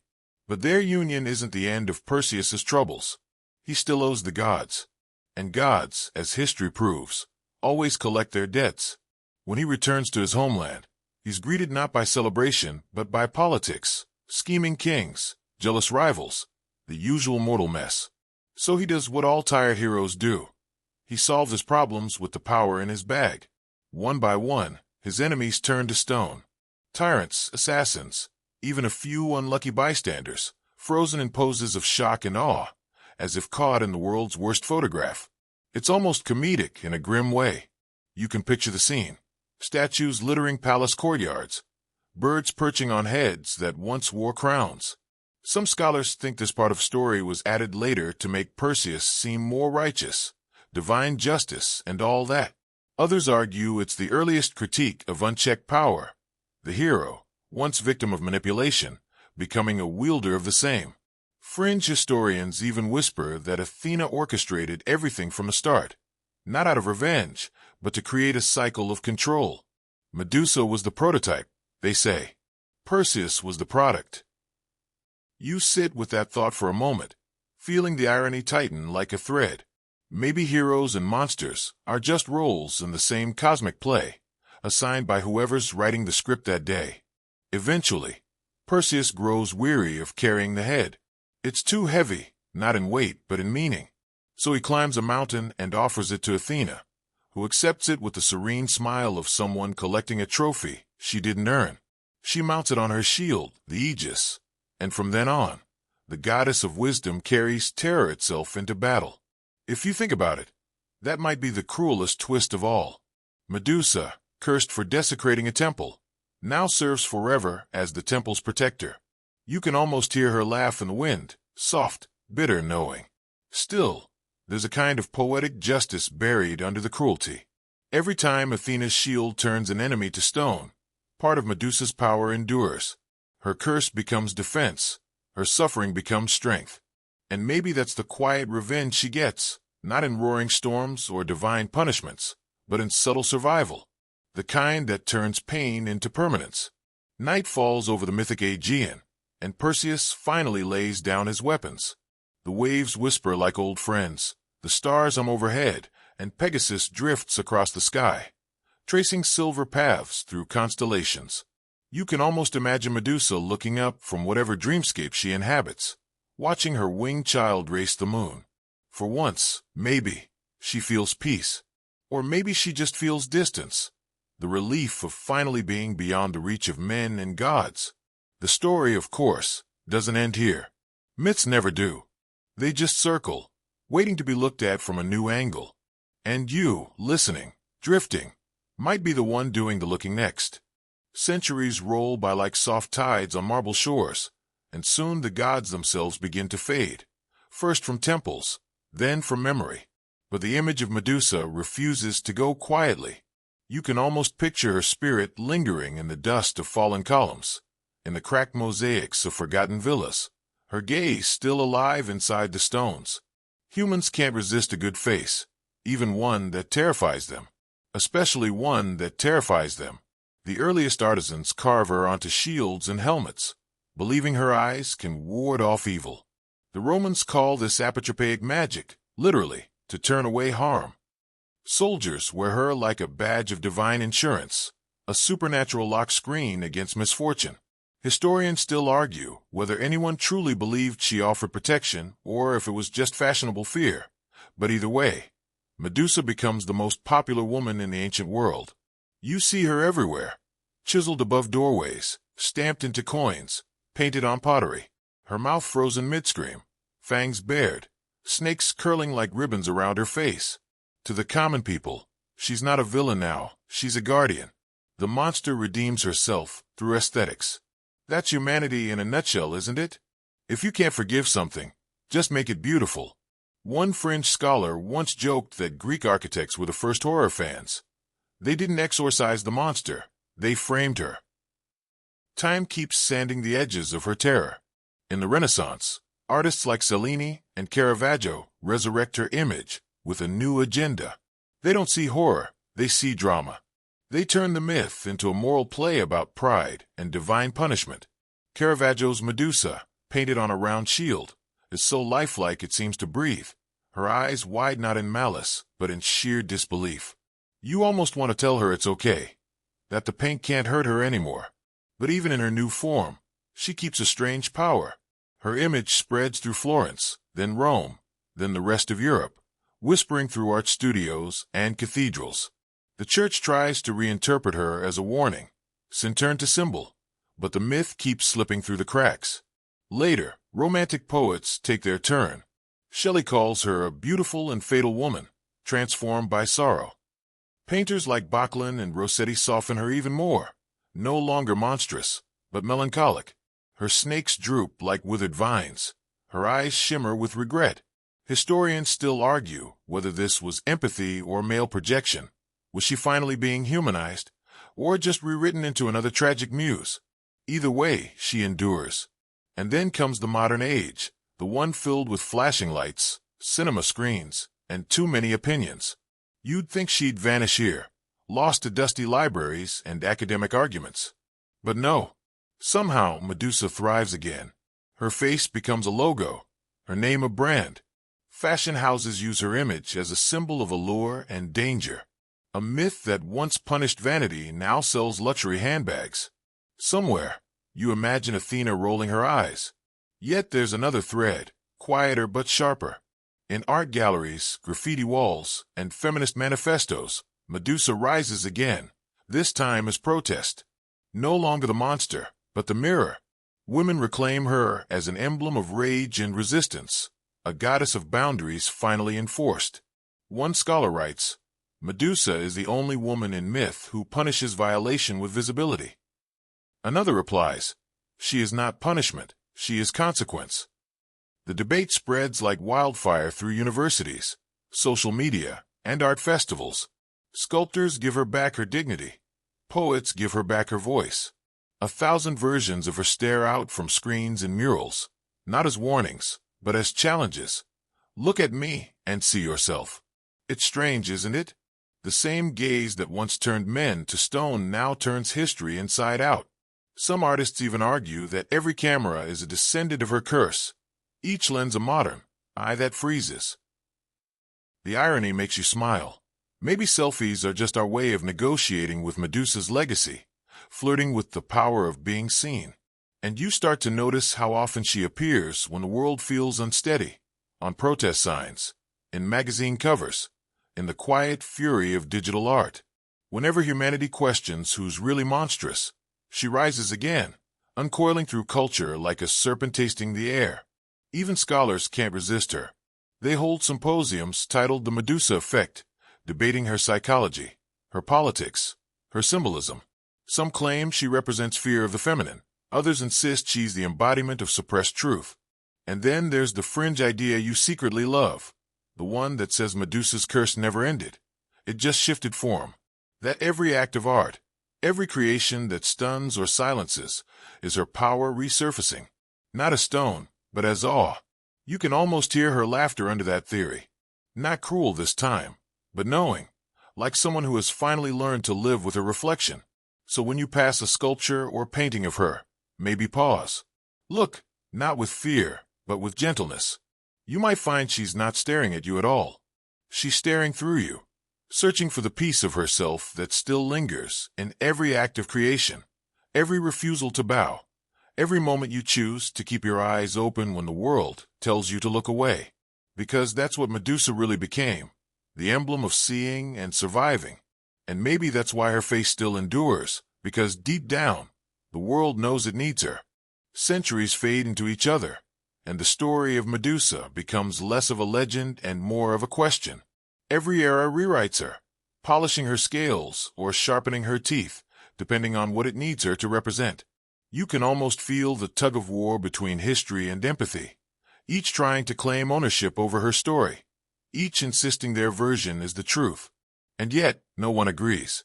Historians still argue whether Medusa was ever meant to be a monster at all, or whether she was a symbol built to frighten the wrong people.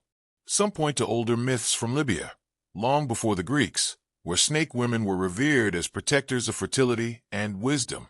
They say Greece didn't invent Medusa, they edited her. Others argue she's the ultimate scapegoat, a warning dressed as a woman. The gods, they say, needed her to carry the blame for their own cruelty.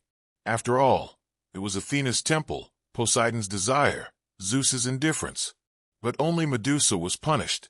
It's almost too familiar, isn't it? The powerful create the problem, and the powerless become the cautionary tale. Then there's the psychological crowd, the ones who say Medusa is a dream symbol, the embodiment of terror that turns you motionless. Sigmund Freud himself wrote about her once, calling her the terrifying face of castration anxiety. You can imagine him adjusting his spectacles while missing the point entirely. Later thinkers flipped his theory on its head. They claimed she wasn't a symbol of fear, but of confrontation. The moment you face your deepest dread and live. One philosopher put it beautifully. Medusa doesn't petrify. She reveals. It's not death she gives, but truth too strong for the unready eye. You like that one. It feels more human, less clinical. Fringe scholars go further still, suggesting the entire myth was a political allegory, that Athena's curse wasn't vengeance, but an initiation, a forced transformation from victim to divine enforcer. She was chosen, not punished, they insist, turned monstrous to guard sacred boundaries between gods and mortals. It's an enticing idea. Imagine Athena whispering to Medusa in that dark temple, "You will no longer be prey." Maybe it's wishful thinking. Maybe it's what we need the story to be now. But isn't that what all myths are?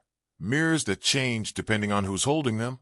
The Renaissance had their version, all gilded beauty and moral lesson. The Victorians painted her as hysteria. The 20th century turned her into cinema, rubber snakes and flashing eyes.